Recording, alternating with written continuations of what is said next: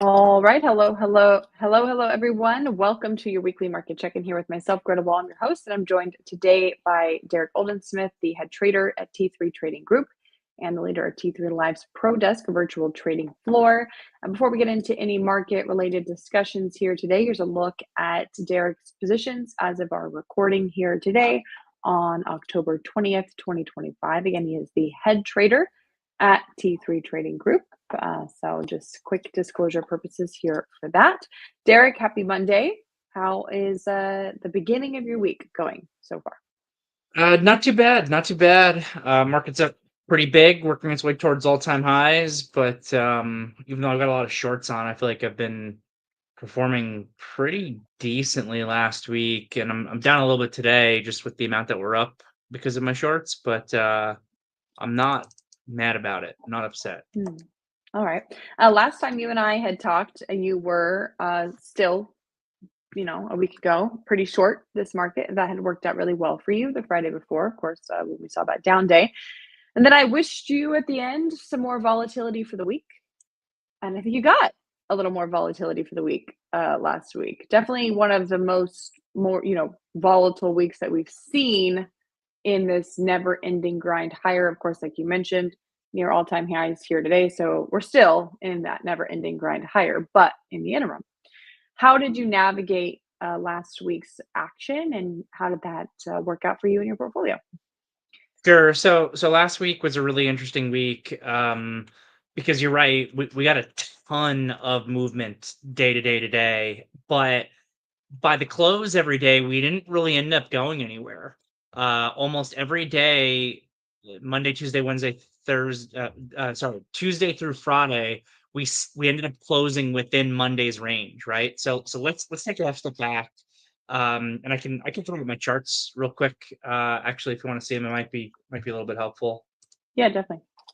Cool. So let's take a step back to a week ago Friday, right? We had this huge move down with the S&P on a little bit of a shock event that stemmed from some commentary out of Trump on China tariffs. And the low on Friday is what I've been talking about every day last week.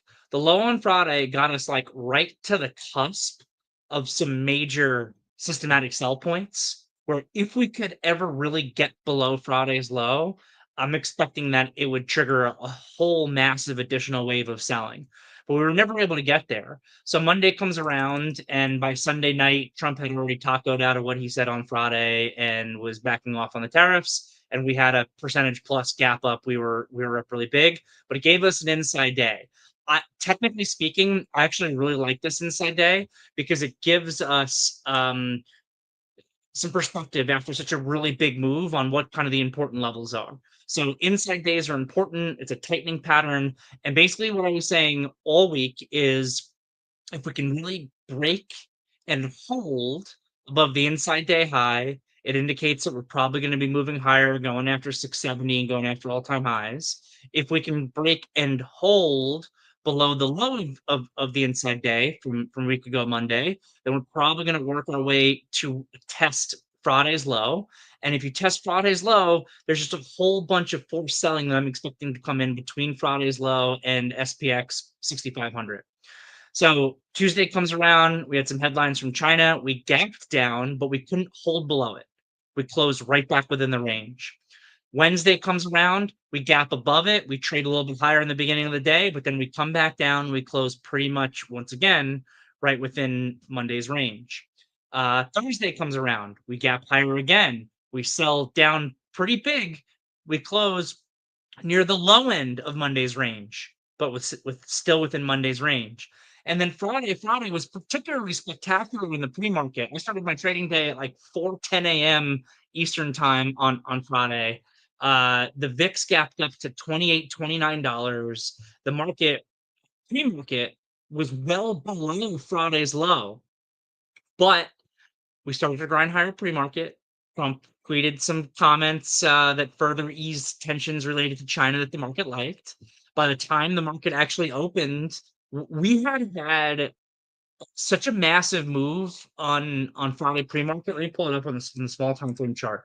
We moved more than we move in a typical day, all in the pre-market on Friday, and you can see it here. Friday We put in this low of 651.50 or so, again, below the low from that week ago Friday, that really, really important area. I was excited when I first started trading at the zones. Like, oh my God, if we can open up down here, this could lead to some massive selling, and it's a risk off Friday. Let's see what happens. And then you can see the grind higher. You can see the rip higher at about 7 o'clock when the tweet happened.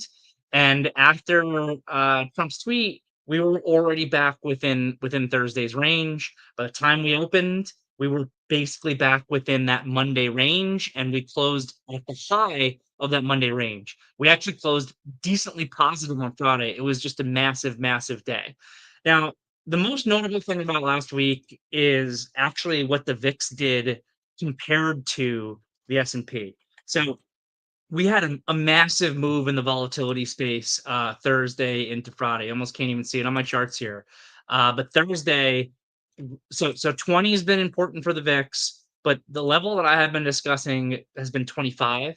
The data I read that was above VIX 25, you could get like an actual VIX squeeze.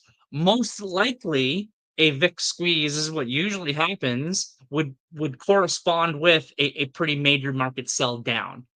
So Thursday, the VIX gets above 25 near the close, closes above 25. When I saw that, I was already expecting Friday for the market to gap down. So when I woke up at 4:10 a.m. on Friday and said the market was set to gap down huge and that the VIX had squeezed all the way to 28 plus dollars, I was like, this is exactly the expectation based on everything I'm looking at from a positioning perspective. But we started to grind down in the pre-market as the market was grinding higher. And by the time we opened, I think we opened near VIX 25, and we crunched that all the way down. Now, what makes this particularly interesting is the lack of a market sell-off, actually. The lack of a market sell-off within the confines of what the VIX actually did. The VIX moving up like that creates some degree of forced selling from any systematic funds or hedge funds who toggle their leverage exposure based on the market's volatility. And VIX squeezing higher, there was actually a tremendous amount of selling last week that came from funds that are toggling risk and leverage based on volatility. I think it was like $85 billion worth of selling overall over the course of the week came out from those vol funds. So what's so incredible is that $85 billion worth of selling that came from vol last week couldn't actually get the market to break below that key level I keep talking about, which is around SPY 653, to trigger the additional market selling. So we got the VIX kind of upside squeezy move that actually triggered, but incredibly, it never actually, the market never actually did. We had something that came in from the volatility universe, but we never actually triggered the bigger systematic points. Why? The next question is why? The answer to that is a couple of things. One is that a lot of people were hedged. So people were monetizing their hedges into Friday's move and pretty much throughout last week. And monetizing hedging is the equivalent of buying in the market. That's one. Two is it's the retail community. The retail community, the buying from retail has been nothing short of spectacular and incredible, and it is week after week after week. On the day of the actual sell-off, that October 10th, a week ago Friday, huge sell day that we had. I think it was like the biggest day of retail call buying option like in history. That week, that week of the sell-off was like one of the biggest weeks of retail buying in history. And last week, they continued to do it as well.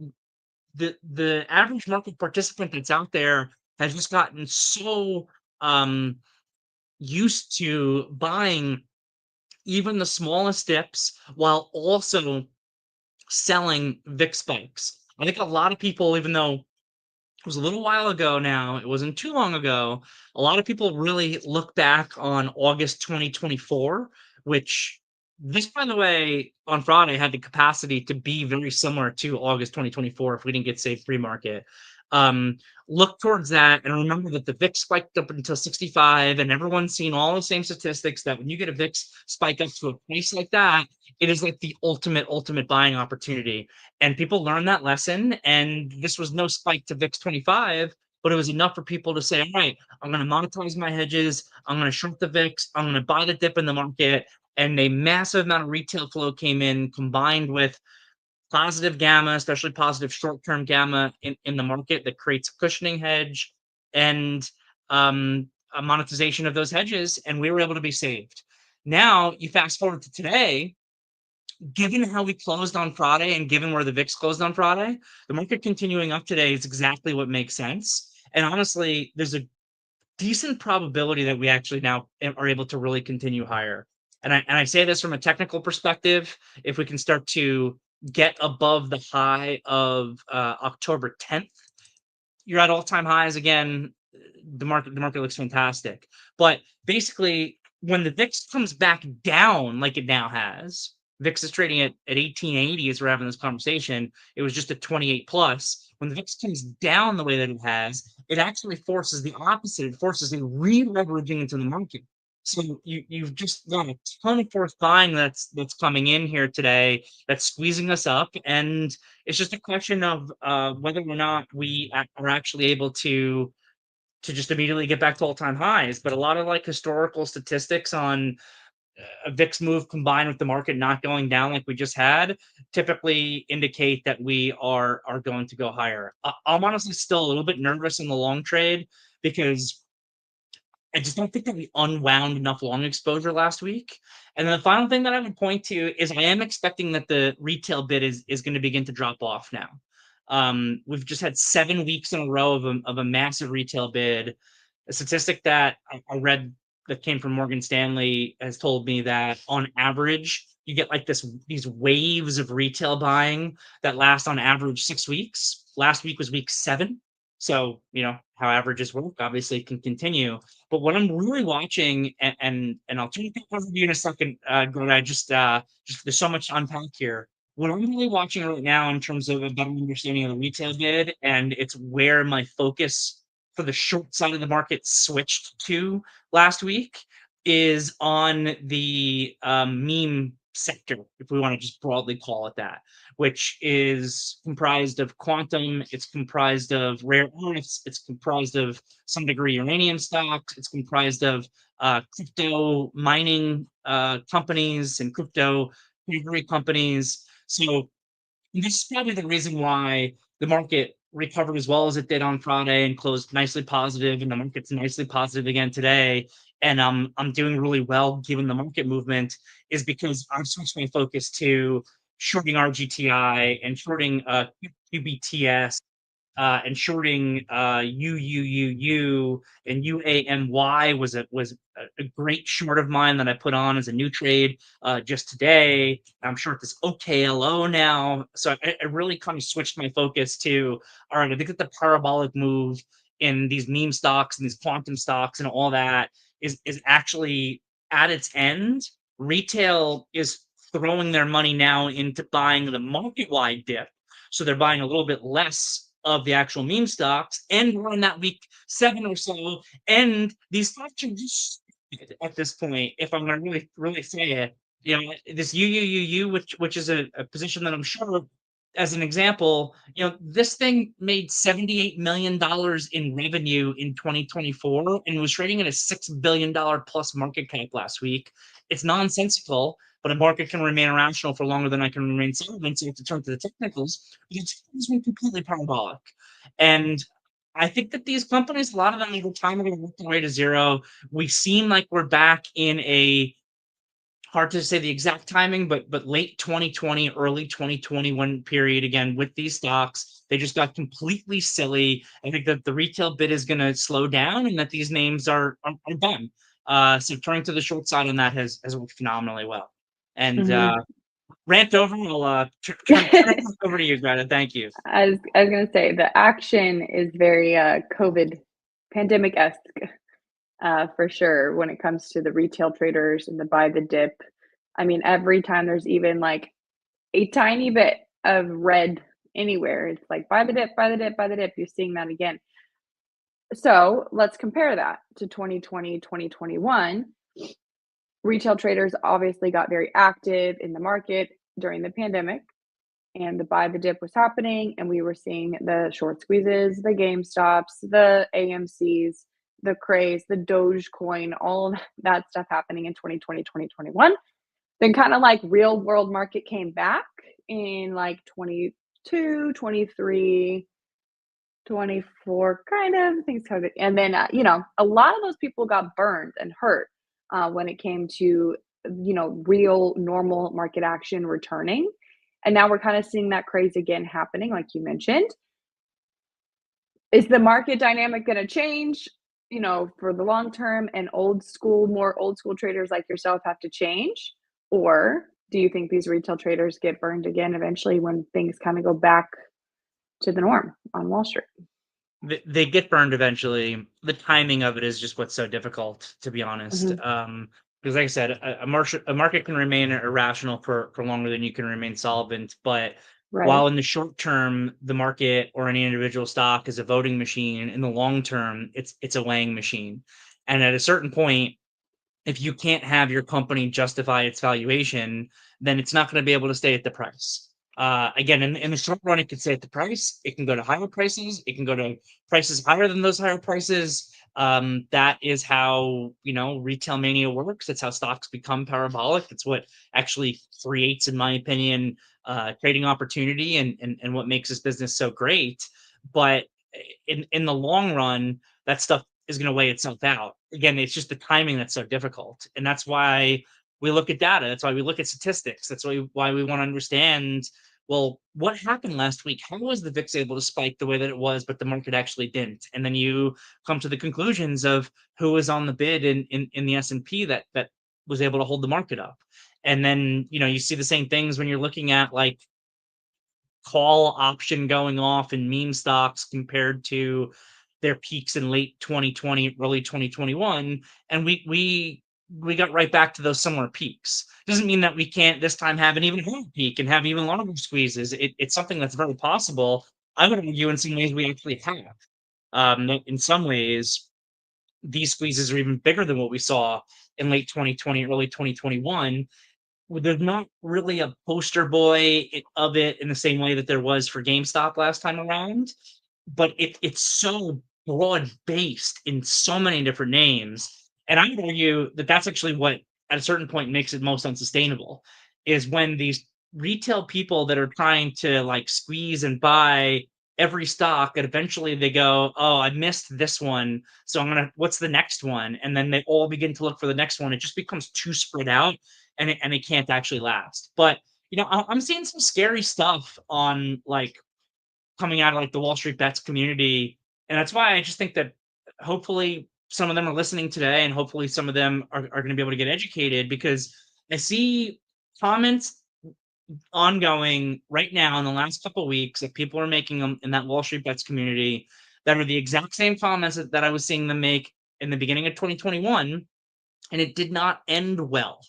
Right? In 2021, you had that big spike. And I can't tell you by 2022 how many phone calls I had with people who started trading in 2020 during COVID and were telling me, I made like $1 million and I didn't even really understand what an options contract was. I just kept buying them. And by 2022, they were like, I lost the entire $1 million. And then I learned that I still owe the government taxes based on the money I made in 2021, even though I lost all of it in 2022. And now I'm in a really bad spot. Um, there's an idea here that I'm seeing people say that is basically just buy the stock, just buy the market. It doesn't matter if it goes down, just hold it. Stocks always eventually go up. They always eventually come back. And if you've got the money, don't just hold it, buy even more because you'll eventually make it all back. And you know what? There is a degree of truth to that when it comes to the S&P 500. There is a degree of truth to that. The S&P 500 is an index, and one of the things that is so great about the S&P that always makes it go up in the long run is that they actually rotate companies into and out of the S&P. If you are not a good company, if you're working your way towards bankruptcy, at a certain point, the S&P throws you out and they bring in a company that's doing better. So you're never going to see the S&P go to zero unless you see like the world end, in which case your money is useless anyway. So there is some degree of truth for that in the S&P that people forget, I think, because it hasn't happened in so long, what like a lost decade for the stock market looks like, which is something that happens not too unfrequently actually in the market. But the last time we had that was really like the early 2000 period between like 2000 when the tech bubble imploded through like 2010 2009 when the financial crisis finally ended. That's basically a lost decade where even the S&P is able to go sideways, and Japan I think had like a lost 30 or 40 years or something before that market was able to make a new high. So there is a degree of truth to it with the S&P, but there's not a degree of truth to that when it comes to stocks. When it comes to stocks, there are a lot of companies that get started that eventually they go public and they eventually go bankrupt. And that is particularly true when you're looking at the growth area of markets, of growth stocks. Sure, you get some growth stocks that grow into their multiples, become real companies, become the next Amazon and what have you. But there is a much larger percentage of those that fade to nothing and fade to zero over time. We just saw this happen in the beginning of 2021. Some of those stocks are gone. Some of those companies went bankrupt, and other of those haven't actually returned even in this recent bull run. It's just the next set of them that are kind of running. Some of them are the same names, but some of them are new names. They're the quantum names, or the rare earth names. They're Bitcoin mining and treasury companies. But at the end of the day, if you're a pure trader, the action's great. And I went long GTIS today is a name. I'm still long it. Hold on, did I say the symbol wrong? GSIT. I'm long GSIT today. This GSIT. It's up 180% on the day. I've been trading it back and forth for most of the day today. The stock is just completely nuts. I'm not saying that stocks can't go higher and that you can't. If you're trading, this is a great environment because you can actually trade both sides of it. But if you're going to have this mentality of I can take a company that doesn't even have revenue yet, but trades at a $20 billion market cap, and if it goes down, just hold it, it'll eventually come up. If it goes down, just buy more, it'll eventually come up. That's not necessarily true. And many of those companies will eventually go down and never come back up, and you will lose 100% of the principal that you invested in that if you don't know how to trade and stop yourself out of those positions. Good stuff, Derek. Comment from YouTube. Angelo said, "Man, that happened to me this year. I made 80K crypto profit in late 2024, then lost most of it in early 2025. Had to pay taxes on the earnings regardless. It's a brutal reality." So I hope some of what Derek was just saying can resonate with you, and you can learn from that, and maybe get some help. All right, Derek, let's talk about this week. We do have some important earnings coming up this week. We're getting the trickle in of big tech earnings, real companies reporting some earnings this week. Netflix after the close tomorrow, Tesla after the close on Wednesday, IBM as well on Wednesday, then Intel on Thursday after the market closed. So the three big ones there, I'm going to say, Netflix, Tesla, Intel being much more important now than I think, Intel before Q3 of 25 was, of course, because of that NVIDIA investment and the government investment as well. So of those three reports, which are you the most focused on? In Netflix, Tesla, Intel? What do you care? So, I mean, I have a position in Tesla right now that I'm probably going to reduce a little bit. So just by nature of being in Tesla, it'll probably be the biggest focus. But this is the real beginning of earnings season, so this is going to be an interesting week just to see how these perform, and then next week gets bigger. We got the banks already, and the banks earnings reports were good, but they're a little bit hard to read because I think that the charts are a little bit clouded by kind of some of the stuff that's going on with like regional and community banks and then potentially having to be saved, and that whole fiasco that we started to see a little bit of last week probably put a damper into the XLF and most definitely the KRE as a whole. Of those, I think like Wells Fargo actually probably looks best of the big banks. So overall, the banks are off to a good start, but they're not trading great. And again, it's a little bit muddied by the fact that we have this potential crisis ongoing at the same time that led to outflows. So it's hard to really even use that as a beginning gauge. But my general thought process for this earnings season, until the market proves to me otherwise, is actually the same general thought process I had on the last earnings season. I think that earnings expectations are too low. So you're going to see a lot of companies beat on their expectations. But beating on expectations and even beating on guidance doesn't matter. What matters is the reaction from the market. And the last earnings season, we saw a tremendous amount of beats across the board, tremendous amount of guides that were higher than expected, but also a lot of stocks that did not perform regardless of those results. And as a matter of fact, it became a running joke over the course of the last quarter that the only thing that can make a stock going up is reporting really good earnings. It's really kind of what it turned into when you look at a lot of the semiconductor names or Microsoft or Meta. It's like the only thing that stopped these things from continuing to go higher was the fact that they came to their earnings reported phenomenal earnings, and then the market was like, oh, they're phenomenal, but look how much the stock is up into the report. And a lot of that, as we are a hair away from all-time highs, is the exact same right now as it was. So that's what I'm expecting. We'll see what happens. All right, and we are still in a government shutdown. The market still seems to be okay with it. The news this morning from the White House was economic advisor Kevin Hassett saying he expects an end this week. The Democrats will fold this week and vote on the stopgap. We'll see.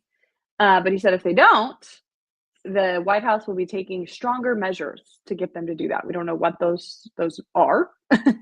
So we'll see. If we get the end of the shutdown before Friday, we will get a CPI on Friday. The Bureau of Labor Statistics keeps moving it because this CPI is really important. It is tied to the Social Security COLA, the cost of living adjustment. So they keep moving it, being like, okay, maybe by this Friday, the government will be reopened so we can do the CPI and the COLA. All of this data that we've missed so far, the jobs data, the CPI, the PPI, even housing market data, all important because next week we have a Fed meeting. Tuesday, Wednesday. Tuesday starts the Fed meeting. Wednesday is the decision on the rates. How do you think this lack of data may impact the Fed next week? And of course, what the Fed does impacts the market. So I think that the Fed's going to cut a quarter basis point pretty much no matter what is my expectation. Okay. So I don't think that it's actually impacting anything at all, for better or for worse. It's been bullish to the stock market thus far. I can also throw that out there. We never went down on the government shutdown, but we will go up on the end of the shutdown. I think that's part of the reason why the VIX got crushed as much as it did and we're up as much as we did is because of those comments that you mentioned that came out this morning. And that's just how the market functions kind of in this day and age where it just circles back to everything that we have been discussing this entire time. The market couldn't go down enough to really trigger any actual forced selling, but the VIX went up a ton. So as you lose fear in the market because the government shutdown, let's say, ends, then the VIX crunches lower, and that forces the market to move higher, even though the market never went down on the shutdown to begin with. We should be around the point now, though, where the shutdown is beginning to actually impact the real economy, somewhere between 2 weeks and a month into a shutdown, based on the research that I've read, is where it truly begins to actually negatively impact the economy and potentially the market. We're in that 2 week to 1 month period right now, but obviously there's been no negative impact. So yeah, I mean we'll see what happens. Most likely, if we do get this CPI number, it's going to show a moderate increase in inflation again. And another interesting thing is that per a Goldman Sachs note that I was reading this morning, what's slowing down inflation right now is that the economy is continuing to deteriorate. That's the biggest thing that's offsetting further acceleration in inflation. Yet you wouldn't know it if you looked at the stock market because the stock market isn't the economy. The stock market's stock market, and the stock market is 85 or 90% of its gains are coming entirely from AI. Yeah. All right. In this market that just doesn't seem to stop going up. Anything you like, any setups that you are looking at as a trader? I know you start index level and narrow from there, so Well, so the market looks great. The market looks great. There's a good chance that we start to get some further rotation back into Mag 7, I think, mhm. especially especially if you see the meme names continue to kind of bleed out, which is kind of my expectation. I actually And think that earnings if the next week with the right, Mag 7, yeah. I think that if the market continues higher here, it's being back to being led by Mag 7, and that's after Mag 7 has really underperformed the last 2 months. So any of those charts that look decent, I think that you can potentially buy. Apple looks phenomenal, but it had such a big move today that I think it's become a little bit too extended. So you got to be careful chasing things. Tesla, we'll see what happens with earnings, but Tesla looks great if it continues to hold above 440. Micron, is continuing to move higher and look great overall, but this also I think got slightly ahead of itself. There's just a lot of names out there with some really good looking charts that you can look for continuation from. Derek, I'm gonna have to, clip this. Tesla looks great, and just, like, blast it all over the internet. Derrick Oldensmith said, "Tesla looks great." Wow, what a I day. keep it. I keep it real. I think the company is overvalued. I think that there's a lot of. It's crazy, but the technicals are what tell the tale, and the technicals look great if the stock's able to continue to hold above 440. But it didn't stop the head of their robot division from quitting to go to Meta for a peak cut. I wonder what could have driven him out, but doesn't matter. So But the the stock goes chart up. looks good, and that's what matters, right? When you're trading, doesn't matter what your personal thoughts are. Just trade the technicals. All right. David is Exactly. a, Derek is a real trader, so I'm going to let him get back to doing that. Again, he is the head trader at T3 Trading Group. If you would like Derek's free ebook, you can go to t3live.com/DO live. It's a ebook about prop trading, the benefits of prop trading, how you can become a prop trader with Derek and his team, and work with them. So again, that's t3live.com/DO live. Derek, have a good week. There should be some catalysts this week because we've got some big earnings coming, so that can create some excitement there, at least in those particular names. Tesla being the focus for you. Have a good week, and we'll talk next week. Next week we'll talk about the Fed and Mag 7. So lots to talk about on Monday next week. Have a good one. Thanks, Greta. Talk to you soon.